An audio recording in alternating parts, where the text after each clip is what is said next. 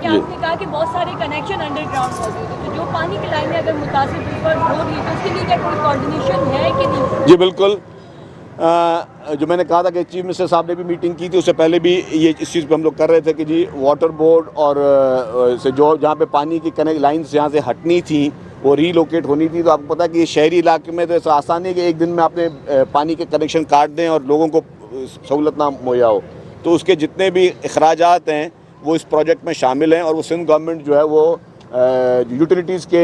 Transfer میں billions of rupees میں خرچہ کر رہی ہے، ان متعلقہ اداروں کو دے رہی ہے، چاہے وہ کے الیکٹرک ہو، چاہے واٹر بورڈ ہو یا باقی ادارے ہوں، کہ جی آپ جو ہے یہ پیسے لیں، آپ ری لوکیٹ کریں ان یوٹیلیٹیز کو. تو وہ ساری چیزیں اس میں شامل ہیں. جی سر، 2018 میں جو انتخابات ہوئے، جو حکومت بنی اس کا ان کی بیساکھی پر حکومت کھڑی رہی. آج اسی جماعت کا جو سربراہ ڈاکٹر خالد مقبول صدیقی وہ کہتے ہیں کہ آج جو بھی بنے ملک میں جس طرح کے دوران ہے اس کی ذمہ داری 2018 کے عام انتخابات میں. آپ کیا کہیں گے؟ جی میں اس کو اگری کرتا ہوں ڈاکٹر خالد مقبول صدیقی صاحب کو کہ دیکھیں جی کبھی بھی آپ اگر جڑ کو نہیں پکڑیں گے اور صرف سراسری چیزیں ہوتی ہیں تو اس میں فرق ہوتا ہے. 2018 کے جو انتخابات ہوئے تھے وہ ایک دھاندلی زدہ انتخابات تھے.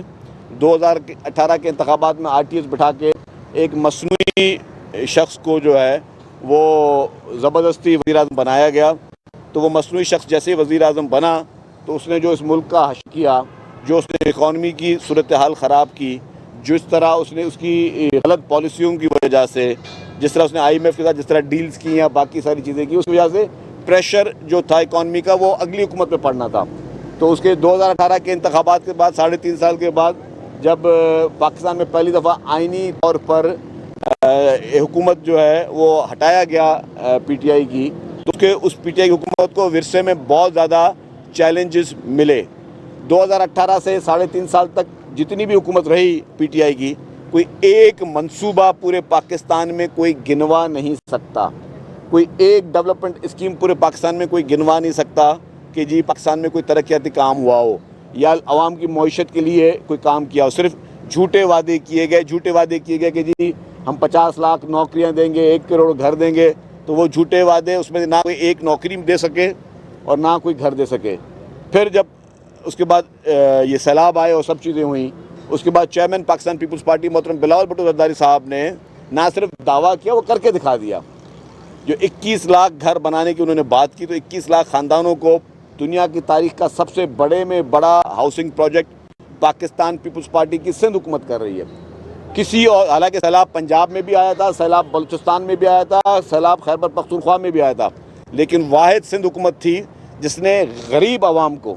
کیونکہ کچے گھروں میں غریب عوام رہتی ہے، کچے گھروں میں جو ہے وہ کوئی صاحب حیثیت آدمی نہیں رہتا.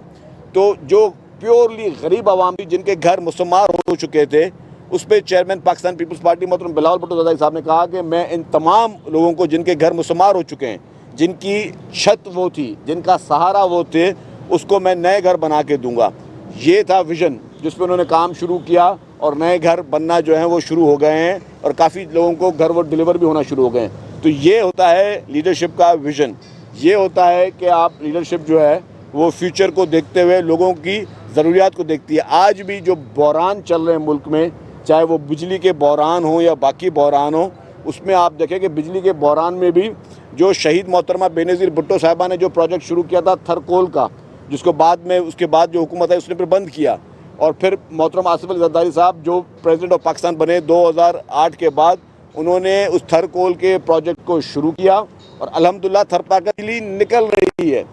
تھرپارک اب پورا پاکستان کے معاشی ماہرین اور پورے پاکستان کے جو بجلی کے ماہرین ہیں وہ اس نتیجے پہ پہنچے ہیں کہ اگر پاکستان میں بجلی کا بل کم ہو سکتا ہے تو اس کا واحد ذریعہ تھرپارکر کا کوئلہ ہے، اور اس سے وہ بجلی نکل رہی ہے، تھرپارکر سے کوئلہ نکل رہا ہے. یہ ہے ویژن. اور اب پیپلز پارٹی کی جو سندھ حکومت ہے وہ بھی چیئرمین بلاول بھٹو زرداری صاحب کے ویژن پہ گھروں کو سولرائز کر رہی ہے. وہ بھی کس سے گھروں کو؟ جو غربت کی لکیر سے نیچے